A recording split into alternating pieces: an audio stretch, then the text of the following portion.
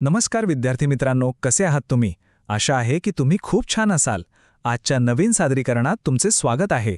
MPSC, UPSC, सरळ सेवा, police भरती आणि तलाठी भरतीची तयारी करणाऱ्या विद्यार्थ्यांसाठी 27 एप्रिल 2026च्या अत्यंत महत्त्वाच्या टॉप 10 चालू घडामोडी आपण पाहणार आहोत.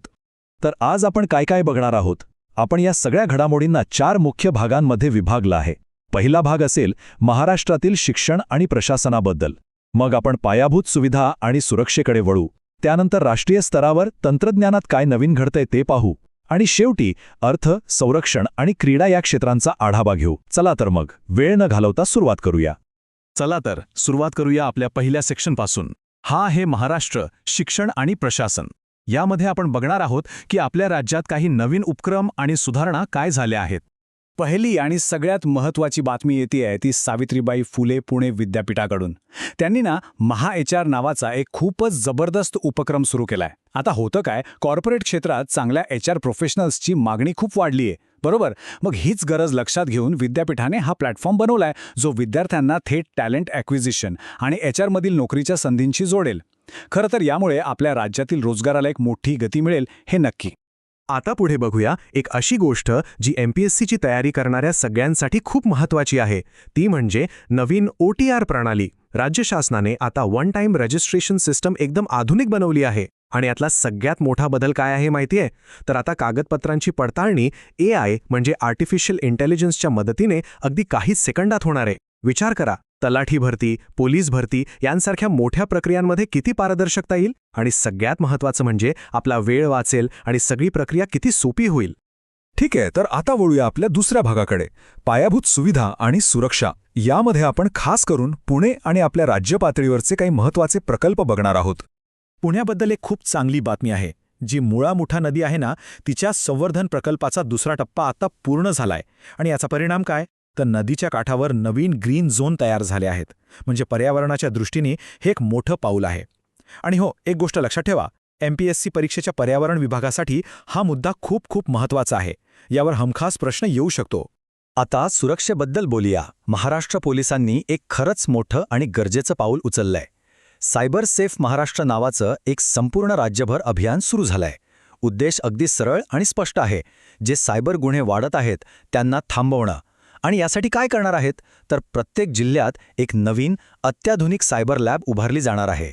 जे पोलीस भरतीची तयारी करत आहेत त्यांनी या घडामोडीवर विशेष लक्ष ठेवा. चला आता राज्याच्या बाहेर येऊ आणि राष्ट्रीय पातळीवर काय चाललंय ते बघूया, विशेषतः टेक्नॉलॉजीच्या क्षेत्रात. यात आपण ISRO आणि कृषी क्षेत्रात काय नवीन घडतंय यावर एक नजर टाकू. ही बातमी तर खरंच खूप मोठी आणि अभिमानाची आहे. आपल्या ISROने अधिकृतरित्या चांद्रयान-4 मोहिमेचा आराखडा जाहीर केलाय. आणि या मोहिमेचं मुख्य लक्ष्य काय आहे? तर चंद्रावरून मातीचे नमुने परत पृथ्वीवर आणणे. हे किती मोठं काम आहे विचार करा. ISROने 2028 पर्यंत हे ध्येय पूर्ण करण्याचं उद्दिष्ट ठेवलंय.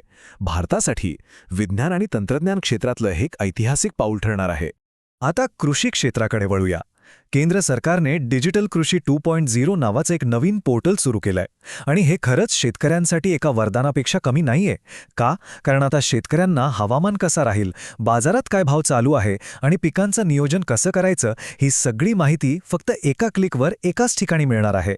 ज्यांचा अभ्यास एमपीएससीच्या कृषी घटकाशी संबंधित आहे त्यांनी ही योजना नीट समजून घ्या, कारण यावर प्रश्न विचारला जाण्याची दाट शक्यता आहे. आणि आता आपण आलोय आपल्या शेवटच्या पण तितक्याच इंटरेस्टिंग सेक्शनकडे.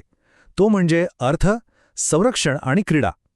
चला तर बघूया या तिन्ही क्षेत्रांमध्ये देशाच्या विकासाचे कोणते नवीन पैलू समोर आले आहेत.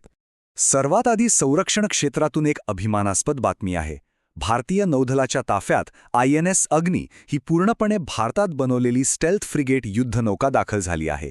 आता स्टेल्थ फ्रिगेट म्हणजे नेमकं काय असा प्रश्न पडला असेल तर सोप्या शब्दात सांगायचं तर ही अशी युद्धनौका आहे जी शत्रूच्या रडारला सहज चकवा देऊ शकते. म्हणजे ती दिसतच नाही. त्यामुळे तिला लढाईत खूप मोठा फायदा मिळतो.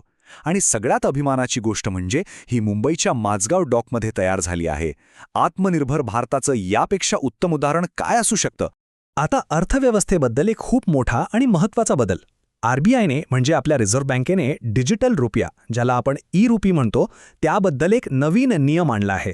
आधी कसं होतं, याचा वापर फक्त मर्यादित लोकांपुरता होता. पण आता तो थेट आपल्या नेहमीच्या UPI ॲप्सवरून सगळ्यांसाठी उपलब्ध झाला आहे. याचा अर्थ सरळ आहे की देशात डिजिटल पेमेंटला आता आणखी मोठी गती मिळणार आहे. आरोग्य क्षेत्रातून तर एक खूपच सकारात्मक आणि आनंदाची बातमी आहे. वर्ल्ड हेल्थ ऑर्गनायझेशन म्हणजे WHO रिपोर्टनुसार भारतानं मलेरिया विरोधातल्या लढाईत एक खूप मोठं यश मिळवलंय. देशात मलेरियाच्या रुग्णांमध्ये तब्बल 40% एवढी मोठी ऐतिहासिक घट झाली आहे. जे आरोग्य सेवा किंवा राज्यसेवा परीक्षांची तयारी करत आहेत त्यांच्यासाठी हा आकडा आणि ही बातमी खूप महत्त्वाची आहे, लक्षात ठेवा. आणि आपली आजची शेवटची बातमी आहे क्रीडा विश्वातून. 2026 साली होणाऱ्या आशियाई क्रीडा स्पर्धांसाठी भारतीय ऑलिम्पिक संघटनेने मिशन 100+ घोषणा केली आहे. नावावरूनच कळतंय या मिशनचा उद्देश आहे 100पेक्षा जास्त पदकं जिंकणं आणि यासाठी खेळाडूंच्या तयारीसाठी एक खास फंडसुद्धा दिला जाणार आहे.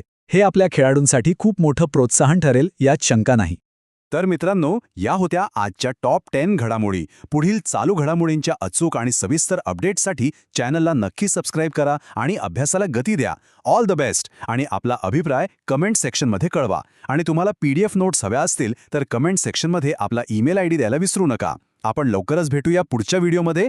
धन्यवाद.